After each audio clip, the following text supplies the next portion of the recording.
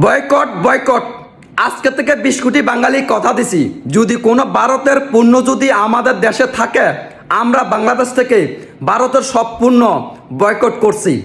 কারণ আপনারা সবাই শুনছেন আমাদের মোস্তফা রহমান ভাইকে ভারতে অলরেডি বিপিএল খেলার থেকে তারা বয়কট করছে। শুধু আমাদের মোস্তফা রহমান ভাইকে বয়কট করে নাই, 20 কোটি বাঙালিকে ভারতে বয়কট করছে, 20 কোটি বাঙালিকে ভারতে অপমান করছে। আমরা 20 কোটি বাঙালি কথা দিছি, আমরা কখনো হিন্দুদের সাথে মাথা নত করব না। আমরা কখনো 20 কোটি বাঙালি ভারতের কাছে মাথা নত করব না। আজকের থেকে কথা দিছি, আজকে 2026 সালে যদি আজকের থেকে যদি আমাদের বাংলাদেশে যদি কোনো ভারতের পণ্য থাকে আমরা কিন্তু ভারতের পণ্য, ভারতের টিভি চ্যানেল আজকে থেকে বাংলাদেশ থেকে আমরা বয়কট করে দিব।